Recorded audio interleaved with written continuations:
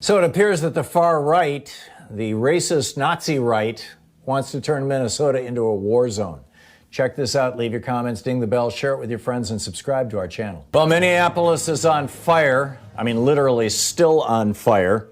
A lot of dimensions, a lot of pieces to this story that I want to touch on.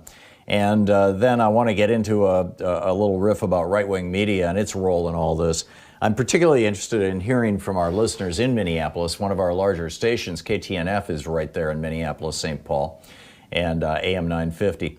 And, your thoughts on what's going on. You look at times in our history, specifically even thinking of the American Revolution, when people felt like they were being oppressed, they were being killed, they were being, their lives were not being valued, and what did? They rose up. And if white people had been subject to regular police violence and killing and disproportionate imprisonment and job discrimination and all those kinds of things, year after year, decade after decade, don't you think that they would rise up, that they would raise hell? Oh yeah, that's right, they did in 1776. Anyhow, Jacob Frey, I think it's pronounced Frey, F-R-E-Y, the mayor of Minneapolis, has come out and said, I don't know why these guys aren't in jail. And it's like, yeah, I don't either. And maybe they will be today. We'll see. But Derek Chauvin, who is the specific cop whose photo was taken a month or so ago when Donald Trump was in Minneapolis with Donald Trump, smiling together, oh yeah, MAGA hats and all, that guy, he has just hired Tom Kelly.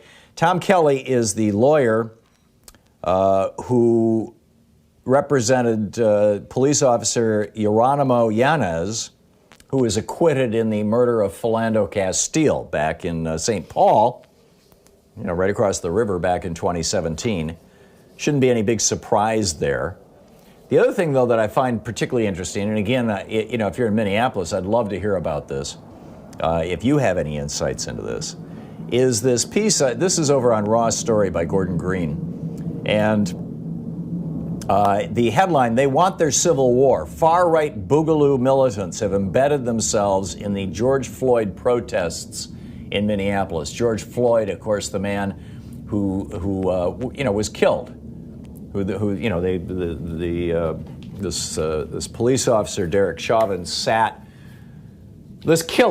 Derek Chauvin sat with his knee on this guy's neck for what seems to be about 7 minutes, long enough to cut off the blood to his brain and kill him.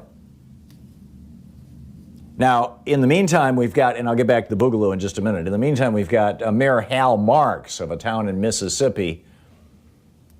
I'm surprised, frankly, the article doesn't name the town, but in any case, he came out and said, if you can say you can't breathe, you're breathing. Most likely that man died of a heart attack or an overdose. Police are being crucified. And a high school wrestling coach in Spanaway, Washington State, his name is Dave Hollenbeck, he posted a photo of himself smiling and giving a thumbs up signal while another person had their knee on the back of his neck. And his caption was, "Not dead yet." He said, "I'm doing this for the area police officers. The media is a race-baiting machine, and I'm tired of it." Bethel School District is considering their thoughts about Coach Dave Hollenbeck.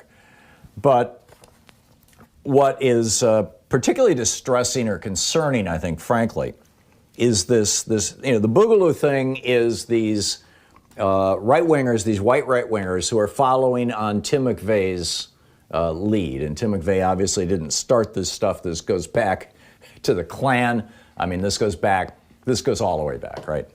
But this is the most modern version. This is Pepe the Frog reincarnated. And, their logos are things like Hawaiian shirts, right? And I'll just share some pieces of Jordan Green's piece, special to Raw's Story. When protests against the police killing of George Floyd escalated into clashes between police and protesters Tuesday night, a significant segment of the Boogaloo movement was electrified.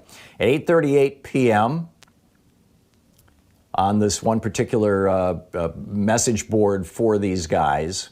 It's called the Citizens Liberty Organization.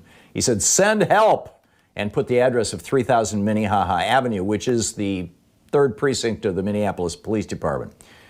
And he said, police opened fire on protesters breaching precinct, not a drill. At 11:19, the Big Igloo Boys Facebook, BOIS, Facebook group posted a photo of a young man holding the trademark Boogaloo flag depicting an igloo and a palm tree in the protest. He said, if ever there was a time for boys, BOIS, to stand in solidarity with all free men and women in this country, it's now.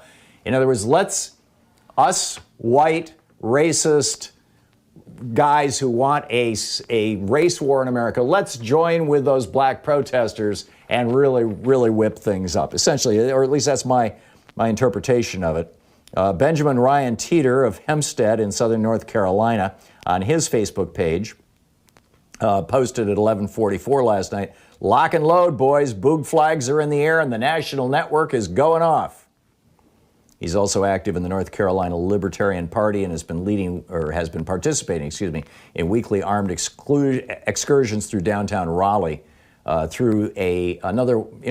is filled with these white supremacist hate groups. It's just fine with Mark Zuckerberg, frankly. In fact, there's a piece, today's popular.info, Judd Legum's newsletter, points out that the 3 senior executives at Facebook who are responsible for basically a lot of this stuff are all Republican operatives, that Mark Zuckerberg is, very happy sucking up to the Republicans. Anyhow, this guy this is the Blue Igloo Facebook page.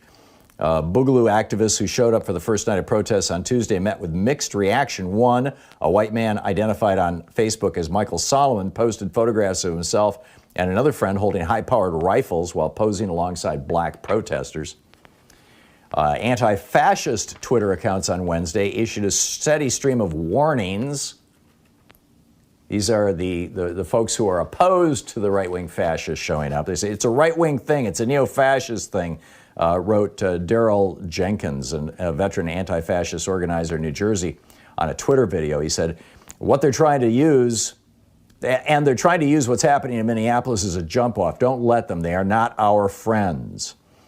He told Ross Story interviewed him. He said, they can be more aggressive, and they can cause the police to be more aggressive. The people they hate get hurt, and they walk away scot-free, so it's kind of a win-win for them. I've told you many times the story of when I was in SDS in 1968, and we learned a decade later, when we finally succeeded in suing the state police and getting their files, that the one guy, and actually there were several who were kind of with him, and we never figured out who exactly they were, but this one real high-profile guy who was always showing up at our protests and was, eventually, I believe, I know several ROTC buildings were burned around the United States. I don't recall if the one at MSU specifically was. I believe it was, but I could well be wrong. This is an old memory. But I remember this guy. I can see his face right in front of me right now. And he was the one who was always saying, let's go burn down the ROTC building. Death to the pigs. I mean, this was his shtick, right? And we later learned he was a police informant. Well, this isn't police informants. This is just, right-wing guys who want to have a race war. Meanwhile, yesterday, Donald Trump retweets a tweet where the guy says the only good Democrat is a dead Democrat. Seriously, honest to God. At the same time that, Joe Biden is honoring 100,000 dead people, dead Americans, Donald Trump is retweeting this guy, Coy Griffin, who says the only Democrat is a good Democrat. And Trump says, thank you, see you in New Mexico.